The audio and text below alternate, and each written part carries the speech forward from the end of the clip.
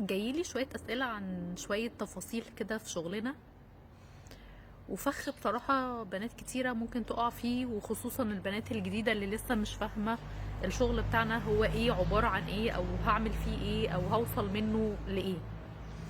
آم، كان في ناس بتبعتلي، واحدة دخلت لي على الخاص، بتقولي احنا فريق بنكبر الناس بسرعة، احنا فريق بندي الناس فلوس وبنديهم تحفيزات وبنديهم اعضاء، وبتعملي 100 نقطة فبنعمل لك 100 نقطة، فانتي لما مثلا تكوني واصلة 6% احنا هحطلك 600 نقطة تانية فتوصلي 9 بسرعة. حاجات كتيرة كده اللي هي مغرية جدا في البداية. يعني عايزة اقول لكم ان ياه انا تعبت واشتغلت وعملت 6% وعملت مجهود، بدل ما اخد 6% اخد 9%، بدل ما اخد 200 جنيه اخد 500 جنيه. ايه العظمة دي؟ ده مش بس كده، يعني انت بتديكي بقى اعضاء فبتاخدي فلوس. الموضوع من بره شكله مغري جدا، حلو قوي، بس فيه سم. تعالوا بس نفكر كده بصوت عالي. لازم تكونوا فاهمين شوية حاجات ومبادئ في حياتكم ونمشي عليها عشان نعرف ننجح في اي بزنس. لما اجي ابدأ بزنس لازم اكون فاهمة البزنس ده مطلوب مني فيه ايه علشان اقدر اوصل للنجاح، واكون عندي ادراك كبير لكل التصرفات اللي حواليا، وفاهمة ده بيعرض عليا الحاجة دي ليه او هيديني ده مقابل ايه. انا وانا داخله البيزنس ده انا بعمل شراكه مع الشخص اللي هو الراعي بتاعي او المسؤول عني او الشخص اللي هيبدا ان هو يساعدني في الشغل. يعني ايه شراكه؟ يعني هبقى شريكه معاه في البيزنس، هو بيعلمني وبيدربني، بس في الاخر احنا شركاء في بيزنس.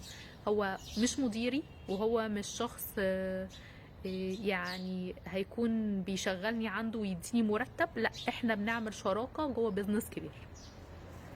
انا لو هفتح مطعم كبير مثلا، هديكم مثال عن مشروع، والمطعم دوت انا هاخد منه مكسب حلو جدا، وانا محتاجه 5 شركاء معايا في المطعم عشان الرأس المال كبير مثلا. اول حاجه هفكر فيها في الشراكه دي الاخلاق. الناس دي اخلاقها ايه؟ مش هشارك حد حرامي، مش هشارك حد ما عندوش مبدأ، مش هشارك حد يكون سلوكه واخلاقه مش كويسه. ده اولا. ثانيا مش هشارك حد ما عندوش خبره ومش هيفيدني باي حاجه. يعني مش مجرد ان هو يدفع فلوس وخلاص، انا ممكن اعمل قرض من البنك او ان انا اخد سلفة او اي حاجه. عايزه حد كمان يكون عنده خبره نقدر نفيد بعض.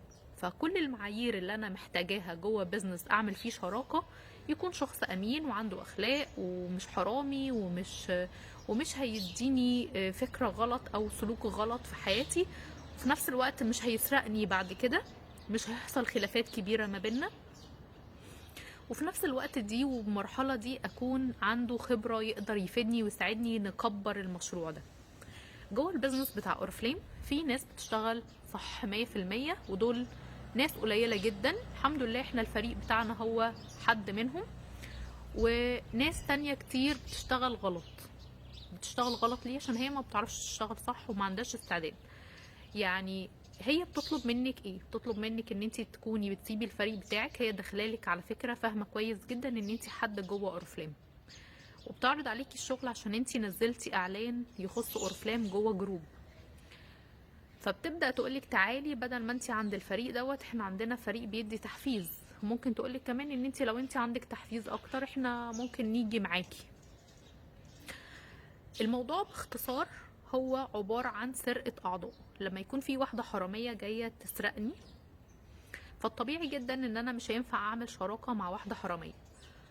دي اول مرحلة. تاني مرحلة ان انا ما ينفعش ان انا مش بس اشارك حرامية لان انا بس مجرد ان انا اشتركت معاها ومفيش اي حاجه ما بيننا، اصل احنا ما عندناش فلوس، اصل احنا مش عارفه ايه. لا، انت البيزنس بتاعك هيكبر كل يوم وهيكون عندك فريق وتيم، ولو هي دلوقتي بتسرقك انت من فريق هتسرق الاعضاء بتاعتك بعد شويه. طيب ايه الخطوه اللي بعدها؟ ان انا اصلا هتعلمني ايه؟ هتعلمني سرقه، يعني ازاي اكون حراميه زيها. هي ما بتعرفش تشتغل غير كده، ان هي تدخل للناس وتسرقهم. فهل انت اخلاقك ودينك ومبادئك تسمح لك ان انت تكوني حد حرامي؟ كل الحاجات دي هي اسئله مفروض تساليها لنفسك، تكوني فاهماها كويس جدا ومستوعباها. انت في بزنس كبير جدا، الحمد لله الفريق بتاعنا واخد تكريم ان هو افضل حد بيعمل تدريبات جوه اورفلام، اجتماعات. عايزه اقول لكم ان احنا فعليا بنطلع ناس قويه جدا. لو شفتي القاده والناس اللي بتطلع جوه فريق سوبر وومن جوه التيم ده، هتلاقيهم قد ايه ناس قويه جدا، ناس عندها خبره، ناس بتعمل فلوس كويسه، ناس بتعرف تساعد التيم بتاعها يعملوا فلوس. عمرنا ما رحنا طلبنا من حد ان احنا نديله فلوس عشان يبدا معانا. ليه؟ لان احنا عارفين حجم الفرصه كويس، وبنعلم الناس تعمل فلوس، مش بنديها فلوس من جبن. وده اللي احنا بنعلمك ازاي تكوني شخص قوي جدا، بتعرفي تعلمي التيم بتاعك والفريق بتاعك. كل اللي انا محتاجه ان انتوا تفكروا فيه شويه، فكروا في النوايا بتاعت الناس، فكروا في اهدافهم، فكروا في اخلاقهم. فكروا كويس جدا الشخص اللي بيكلمك وبيكلمك ليه، وعايز منك ايه، وليه بيعرض عليكي بالشكل ده. انا عن نفسي مهما كنت هاخد فلوس من الناس دي، عمري ما هبدأ مع ناس ولا اشترك مع ناس ولا يكون عندي شراكة مع ناس بالاخلاق دي. البيزنس ده بيزنس كبير قوي، كل يوم هتكبري فيه. احنا عندنا شات وجروب بنجمع فيه بناتنا كلها، دايركتور فلانة ودايركتور فلانة ودايركتور فلانة. فتخيلوا كده هوت، لو احنا المبدأ بتاعنا هو سرقة، فاكيد كل واحدة تخاف على بناتها ومش هتكون جوه شات في كل الناس دي. بالعكس، احنا بنفيد بعض جدا، بنقدر ندي سبورت لبعض من غير ما يكون في استفادة. يعني هتلاقوا دايركتور اسمهان بتدي اجتماع لكل الدايركتور الباقيين، هتلاقوا دايركتور هدير برضو بتدي لكل الباقيين، هتلاقوا دايركتور نرمين، هتلاقي دايركتور امينة، دايركتور ايريني. هتلاقي كل دايركتور بتعرف تدي اجتماعات وتفيد كل الناس، كل الاعضاء، مش بس الاعضاء بتاعتها. ففعليا احنا الحمد لله في تيم قوي جدا، في تيم يقدر يساعدك في ان انت تكوني سوبر وومن بجد، بتحققي نجاح كبير باخلاق وبشرف وبامانه، وفي نفس الوقت تكوني في مكانه حلوه جدا، عندك خبرات قويه جدا، مش هتلاقي التدريبات دي في اي مكان تاني. حبيت بس ان انا اوضح للناس الجديده عشان ايه ما يقعوش بس في الفخ. انا النهارده بيحفروا فخوخ للناس اللي هي مش مدركه حجم الشغل، وازاي ان هم يكونوا بيدخلوا ويسرقوا الناس دي. فحبيت اوضح الدنيا بس. انا بالنسبه لي في الاول وفي الاخر عايزه شركاء النجاح بتوعي اللي هم التيم بتاعي، الفريق بتاعي، يكون عندهم نفس المبدأ. اللي حابه تكون حراميه او عندها اخلاقها مش تمام 100%، احنا مش عايزينها اصلا. فاوعي تمسكي في واحده زي دي، سيبيها. اللي عايزه تكون بالاخلاق دي سيبيها، مش هتناسبك في البيزنس ده.